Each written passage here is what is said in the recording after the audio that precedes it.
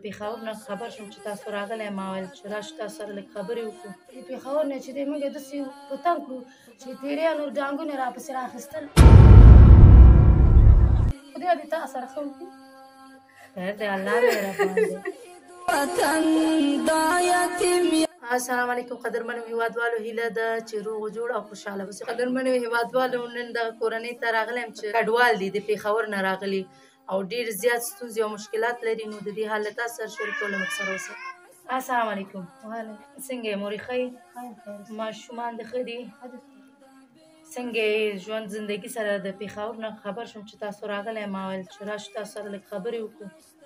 پېښور نه راغلو، هلته 2 شپې 3 شپې وکړې او ډېرې سختۍ په پېښه دغه تورخم کې تورخم کې شپې مو کړې. د پېښور نه چې دی موږ یې داسې په تنګ کړو چې تېرې نور ډانګونه یې راپسې رااخیستل او ویې شړلو چې دغسې لاړ شي خپل وطن ته لاړ شي. هلته به زما خاوند چې سپین ږیری او کار یې کوله، غریبي یې کوله، دیاړي یې کوله. او اوس چې دلته چې راغلي یو هلته هم اوږې تږي او د دې ځای نه موږ لاړو پېښور ته چې موږ غریبي وکړو، ماشومان مې لږ ماړه شي، په خېټه ماړه شي. او اوس چې دلته چې راغلو دغلته یم په کنډره مې اورې، اول مې په راګه کې اړولي وو، هغې ځای نه راغلم. دغه ته خدای دا خلک ورسره ښه وکړي، دغه کور راته همداسې خوشې راته راکړې، دغه ته واړو 100 شپې بیا ځان ته کور ولټوم. ډېری خلک وایي په تورخم کې ډېر د افغانانو بې عزتي کېږي او وختي یې، نو تاسو څنګه تېر شوئ؟ د هغې په اړه لږ خبرې وکړي. د تورخم په اړه، تورخم کې خو د خلکو ډېر بې عزتي هم کېږي، نو تاسو څنګه تېر شوئ؟ زیاتی تاسو باندې نه کول؟ ولې نه، ډېر زموږ ډېر پېښوریان ډېر زموږ بې عزتي یې کول، موږ باندې ډېر ظلم کولو او هغه داسې ورته دې دپاره موږ دې وطن ته یې راوشړلو چې زه خپل وطن ته لاړ شم. او 3 شپې مې د ماشومان د ولږې د لاسه مړه شو او د یخنۍ د لاسه مړه شو. او نور خلک هم هماغسې وو؟ او ټول خلک همالته پراته دي همدغسې. تاسو تېر شو؟ او موږ تېر شو. اوس دلته څو ورځې کېږي چې تاسو راغلی؟ موږ د 15 ورځې کېږي چې راغلي. اوس دغه دی په ډاګه دغه کور کنډره کور کې مې ځان اړولی دی او څه ورته 8 ماشومان مې دي، واړه دي، خاوند مې سپین ږیری دی. څه شی و؟ خاوند هلته د څه کار کوه؟ هغلته یې دیاړي کوله. او اوس دلته څه کوي؟ او اوس دلته نو څه خبره، ورته به هم دیاړي کوي، نو که ورته پیدا شي. او داسې سپین ږیری دی چې بېګا مې ګاونډیانو نه ډوډۍ رااخیستې. او څو ماشومان دي؟ او 8. واړه دي؟ او واړه. نو دا ته په دیاړي څنګه ساتي؟ او دلته اوس خو ښه پوهېږي افغانستان کې کاروبار هم نشته.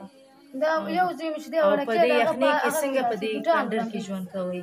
او ټول کنډر دی همداسې یې درکړی؟ او همداسې یې راکړی. پردې نه لرمه، څه شی نه لرمه، څه شی وکړم؟ یو ګاونډي کره لاړ شم شیان ته راواخلم، بل ګاونډي کره لاړ شم، دغسې ماشومان مې پلاستیکونه راټولوي. خدای دې ورسره ښه وکړي، خدای دې تا سره ښه وکړي. خیر دی الله مهربان دی. شهید وطن دا یتیم ملت. مه ژاړئ، الله مهربان دی. هغه ستاسو خپل وطن دی، د هغه پېښور نه دی چې ستاسو څوک بې عزتي وکړي. مجبورۍ نه موږ هغلته لاړو، هغې ځینې هم دلته راوشړلو. انشاءالله موږ ستاسو غږ اوچتو، هغه ورونه چې ستاسو غږ اوري حتما به تاسو سره مرسته وکړي. د خپل هېوادوال څخه څه غوښتنه لرئ؟ موږ را کډوال شوي چې موږ سره دوه مرسته وکړي، موږ سره مرسته وکړي چې موږ ته چې شی راکړي چې زه مې بچۍ ته لږ اوړه واخلم، چې بوره ورته واخلم، د ولږې د لاسه مړه کېږي.